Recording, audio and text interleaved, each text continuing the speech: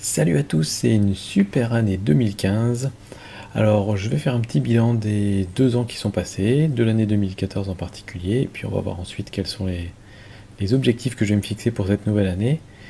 Et on va parler évidemment un petit peu de YouTube, un petit peu de matos, et puis à la fin je vous montrerai mon best-of des photos de 2014. C'est parti.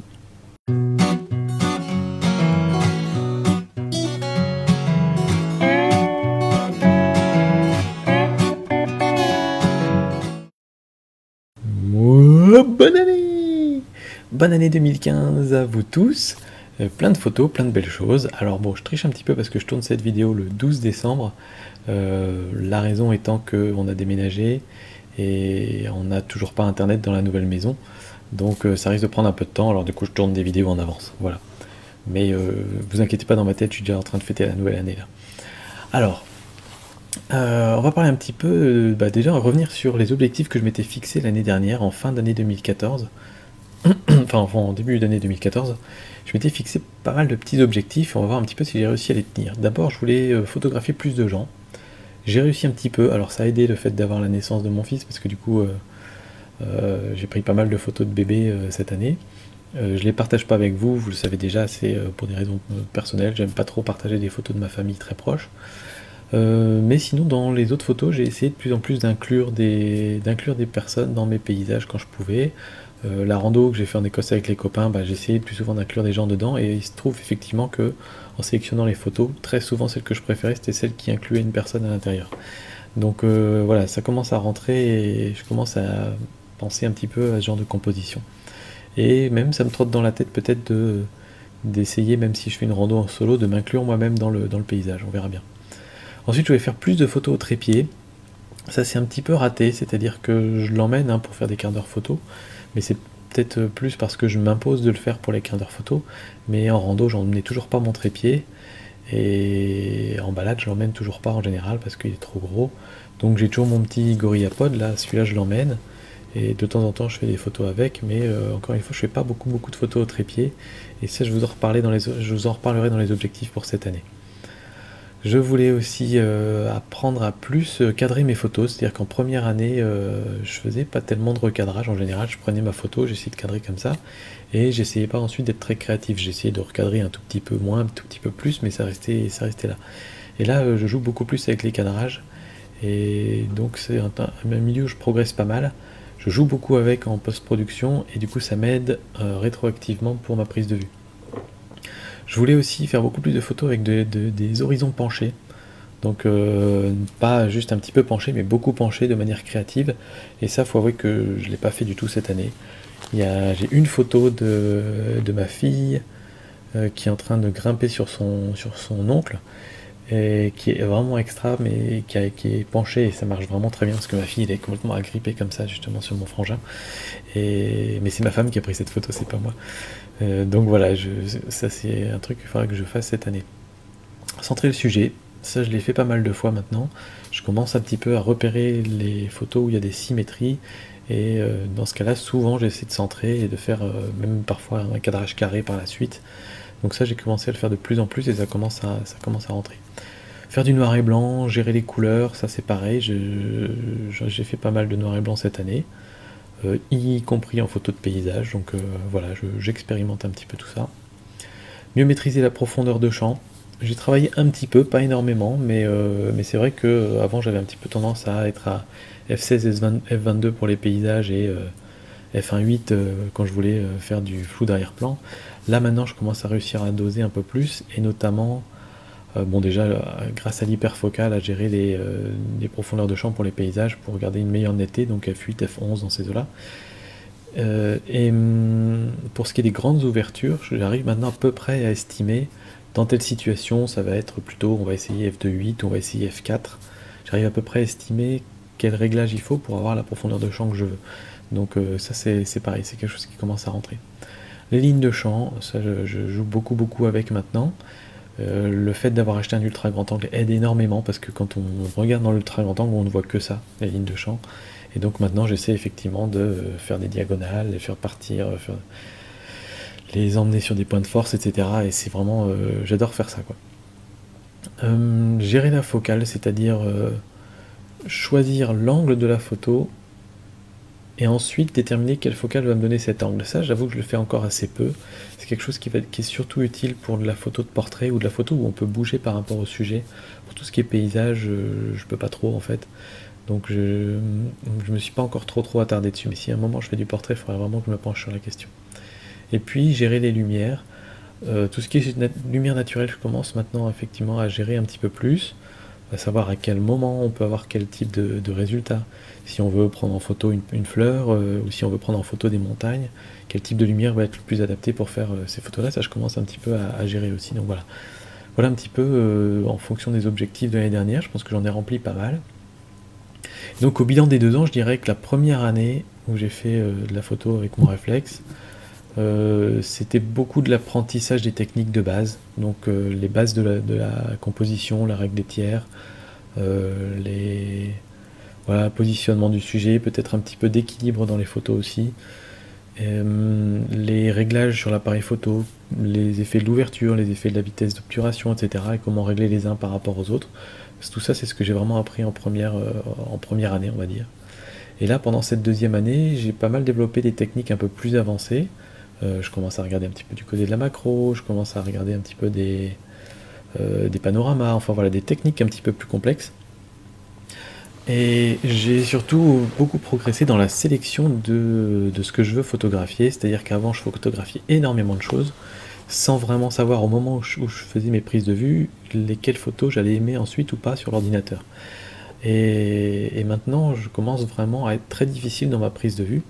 Et parfois, je peux faire une balade de 3/4 d'heure, 1 heure sans sortir l'appareil photo parce que tout simplement, je trouve rien qui va vraiment faire des chouettes photos. Et du coup, le résultat, c'est que j'ai beaucoup moins de photos à traiter ensuite dans Lightroom, mais souvent, je suis beaucoup plus souvent content de mes photos. Et c'est pas mal parce que ça montre aussi que je commence à réussir à déterminer là ça va être une super photo, là ça va être moyen, là ça va être comme ci, comme ça. Et par exemple quand on est allé en Écosse, il y avait un endroit, cet endroit avec toutes les fleurs jaunes, vous verrez la photo à la fin. Quand je suis arrivé là, j'ai dit aux copains, écoutez, partez devant, moi je vais faire des photos, mais je vous préviens, j'en ai au moins pour une demi-heure à faire mes photos là.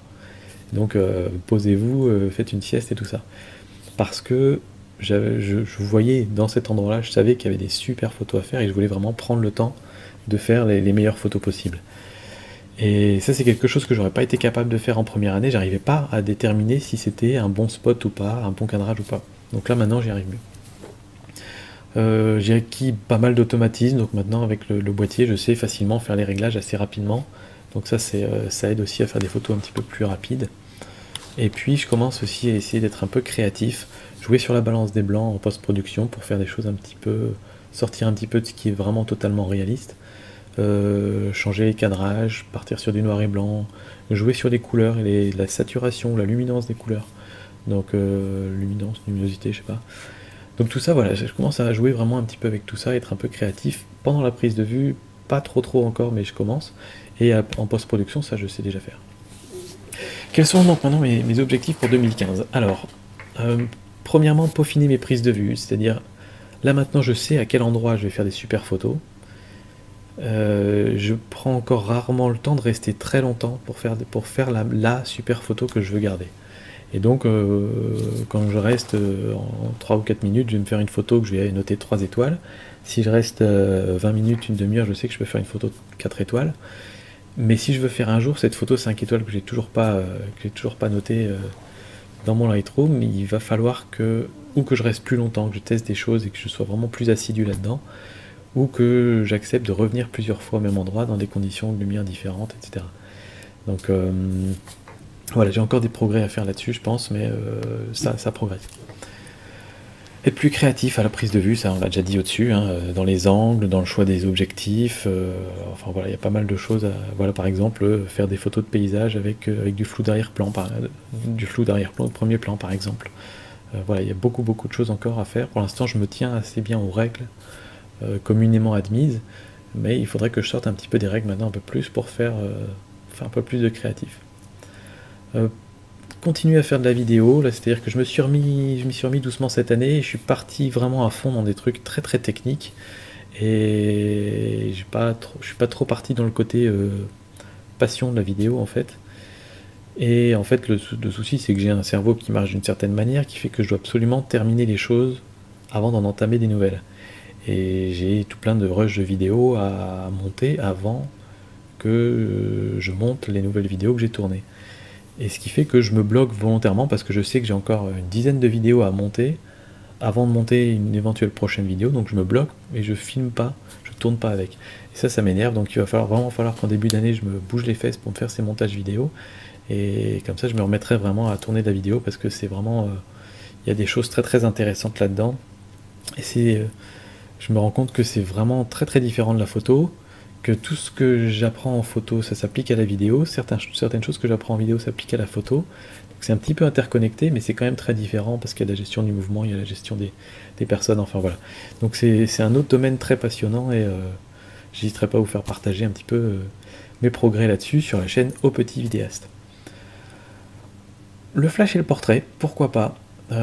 Pour l'instant, j'en fais pas beaucoup du portrait, à part des photos de famille, mais ça commence à me titiller un petit peu. Alors peut-être pas forcément avec des inconnus, peut-être pourquoi pas avec vous, si jamais on se croise à l'occasion, faire des portraits, je fais vos portraits, vous faites mon portrait, et éventuellement pourquoi pas investir dans un flash à un moment pendant l'année, parce qu'il y a énormément de choses à faire en photo avec des flashs, et même en dehors du portrait, il y a plein de choses qu'on peut faire avec des flashs. J'ai vu une vidéo d'un type qui faisait professionnellement de la photo d'architecture d'intérieur. En gros, il fait des photos des hôtels ou d'une maison pour la vendre, et il utilise son flash, et en gros ce qu'il fait, c'est qu'il va utiliser son flash pour illuminer individuellement chaque objet de la scène, et ensuite dans Photoshop mélanger tout ça. Donc voilà un exemple d'utilisation du flash qui n'est pas pour le portrait par exemple. Faire de l'astrophoto, maintenant qu'on est à Besançon, enfin on n'est pas dans la ville de Besançon, mais on est dans un petit village, on a une pollution lumineuse bien moins importante que ce qu'on avait aux Pays-Bas, et donc ça va commencer à être intéressant pour tout ce qui est astrophoto. On va pouvoir peut-être sortir le télescope plus souvent et peut-être m'y remettre. C'est très très complexe, ça demande beaucoup de temps, mais si j'arrive à dégager un petit peu de temps, peut-être que je m'y remettrai un peu. Et enfin, faire peut-être des photos un peu plus personnelles. Pour l'instant, j'exprime pas grand-chose dans les photos. Je pense que pour commencer, je ferai peut-être des photos plus personnelles en rando. C'est-à-dire que probablement que cette année, je vais partir en rando tout seul pendant une semaine. Et à ce moment-là, je vais essayer peut-être de faire des photos qui me sont un peu plus personnelles, voir, je sais pas, dans quel état d'âme je me trouve et tout ça. Peut-être m'inclure dans la photo ou non, on verra bien. Mais voilà, j'aimerais bien commencer à travailler un style, voilà, découvrir un truc. Ouais, exprimer des choses plus dans mes photos que juste essayer de représenter la réalité. Donc voilà un petit peu, ça c'est mes objectifs pour 2015, et on verra un petit peu si j'arrive à les suivre ou pas. Ensuite, on va revenir un petit peu sur la partie news. Donc sur la chaîne YouTube, mes objectifs un petit peu pour cette année, ça va être d'améliorer la qualité du rendu des vidéos.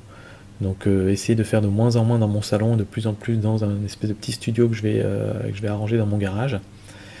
Et aussi améliorer le contenu, c'est-à-dire au minimum avant chaque vidéo faire un plan. Comme là par exemple, j'ai un espèce de petit plan, vous voyez peut-être de temps en temps mon regard qui passe juste au-dessus de la webcam pour aller lire ce que j'ai marqué sur mon plan. Ça me permet vraiment de structurer les choses, et je vois que les vidéos se raccourcissent quand je suis comme ça, parce que ça évite de répéter 2 fois les mêmes choses, de faire des détours et des raccourcis, de me demander ce que j'ai oublié, etc. Donc voilà, ça ce sera une première étape. Après peut-être essayer de faire des épisodes un petit peu plus organisés encore, mais là on va voir parce que ça prend beaucoup de temps.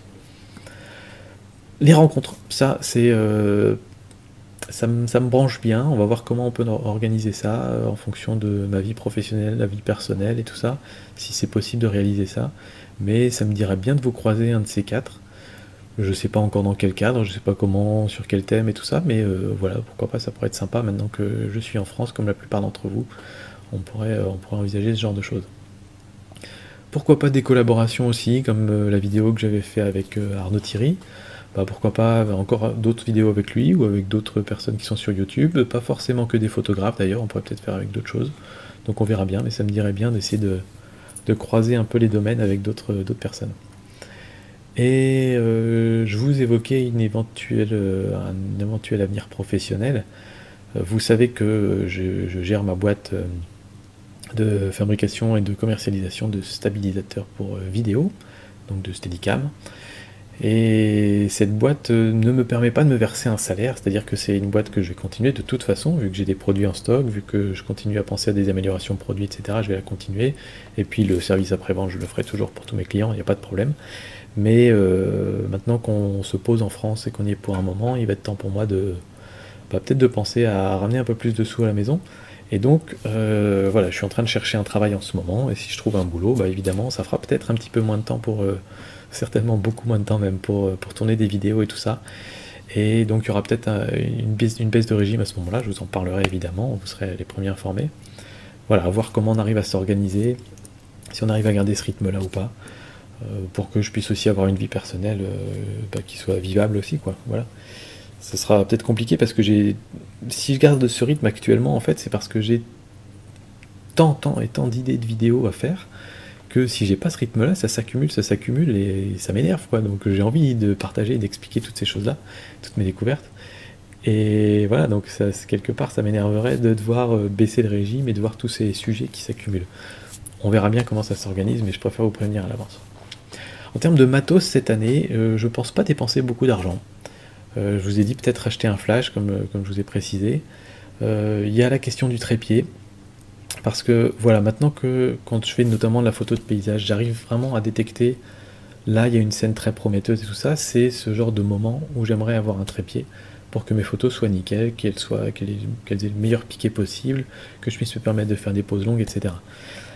Mais le souci quand on part en randonnée une semaine, en trek si vous voulez, c'est que chaque gramme compte, on compte les feuilles de PQ qu'on emmène, on compte la quantité de nourriture qu'on emmène, et on essaie d'économiser 50 grammes ici, 50 grammes là. Et donc, pour moi, même si j'emmène 3 kg de matos photo, emmener un trépied qui fait 1,5 kg, c'est tout simplement pas envisageable. C'est pas du tout envisageable, parce que je vais pas emmener un trépied, même si j'en ai vraiment envie et besoin, je vais pas emmener un trépied d'1,5 kg pour peut-être 3-4 photos qui vont être extraordinaires pendant le trek. Donc il faut que je trouve une solution, ou trouver un trépied vraiment très très léger, mais même je vois les trépieds très légers qui font 700-800 grammes, pour moi c'est encore trop lourd. Un trépied très très léger, pour moi il devrait faire 300 grammes pour que ce soit acceptable dans ma configuration de rando. Ou alors trouver une solution, ou que je la conçoive cette solution, ou qu'il y en ait une qui existe pour adapter sur des bâtons de randonnée éventuellement, pour faire un système de stabilisation comme ça. Voilà, je ne sais pas encore du tout ce que ça donnera, mais il y a des progrès à faire dans cette optique-là. Et peut-être trouver une solution pour l'éclairage en macro, parce que petit à petit, je commence à y prendre goût. J'ai pas encore pris énormément de photos, mais je commence à y prendre goût. Je commence à avoir différentes techniques pour faire des photos de macro, que ce soit un petit peu plus simple en termes de mise au point et tout ça. Et je me dis qu'il y a vraiment des choses très sympas à faire, des choses très créatives. Et du coup, il faut à ce moment-là passer sur de l'éclairage un petit peu plus performant. Et donc, voilà, voir peut-être si j'achète un flash, à ce moment-là, ça pourrait peut-être servir. Est-ce que peut-être fabriquer moi-même le truc qui permet d'adapter, d'utiliser la lumière du flash intégré, enfin voilà. Donc il y aura sûrement un petit bricolage de ce côté-là. Et ensuite, voilà, pas tellement d'autres achats, peut-être le 1835 de chez Sigma qui me travaille toujours. Je sais toujours pas si ce serait une bonne idée ou pas pour moi de l'acheter, pour plusieurs raisons, parce que déjà... Bon, en fait, cet objectif, il est hallucinant, il a un piqué de fou, il a le piqué d'une optique fixe, comment on dit, c'est ça, à focale fixe, voilà.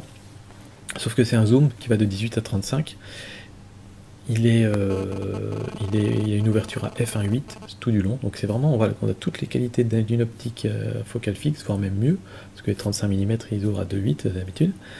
Et en plus de ça, voilà, pour tout ça, ce serait génial. Pour la vidéo, ce serait incroyable aussi. Maintenant, le souci, c'est qu'il est encombrant, qu'il est lourd, et que j'utilise très peu ce type de focale en fait dans mes photos. J'utilise beaucoup les ultra grand angle, 11-16 mm, et j'utilise beaucoup tout ce qui est téléobjectif, autour de 150, 200, 250 mm. Et donc, je me dis, si je claque quoi, 700 € pour acheter un objectif comme ça, il faudrait peut-être l'utiliser, quoi.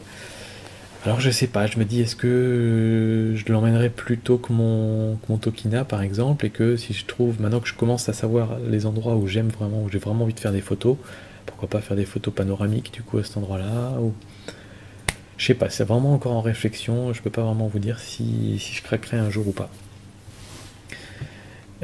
Idem pour un nouveau boîtier éventuel, c'est pas pour l'instant à l'ordre du jour, tout simplement parce que en fait, si jamais un jour je voulais changer de boîtier, et ce serait soit un compact expert, donc avec au moins un capteur APS-C et qui permet de prendre des photos en RAW, etc., de faire tous les réglages, mais qui aurait un objectif qui fait ultra grand angle.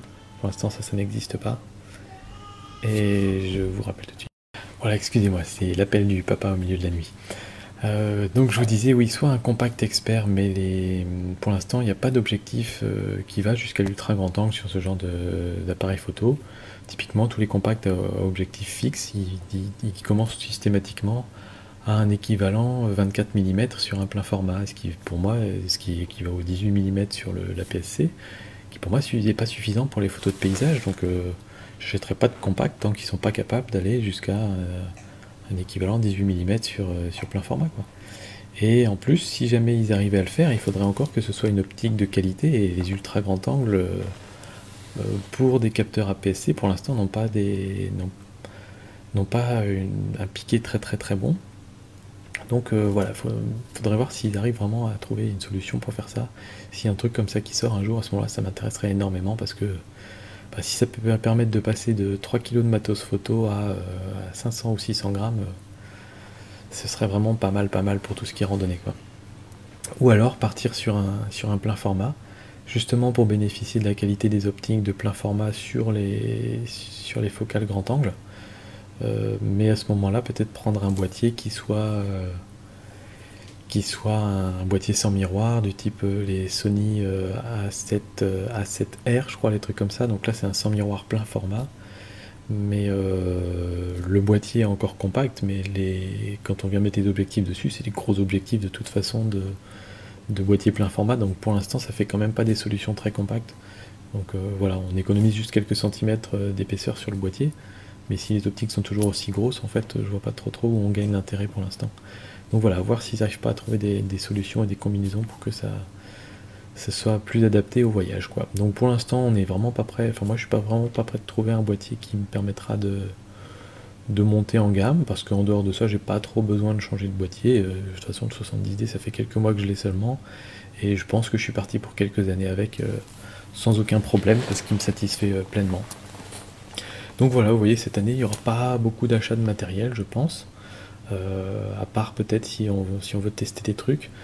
Si j'aimerais bien aussi cette année faire des tests comparatifs, alors peut-être trouver une solution, je n'ai aucune idée de comment on pourrait faire ça, mais trouver une solution pour tester du matos photo, c'est-à-dire, je sais pas moi, acheter du matos, le tester et le renvoyer après, dans les 7 jours, vous savez, on a 7 jours où on peut renvoyer du matériel.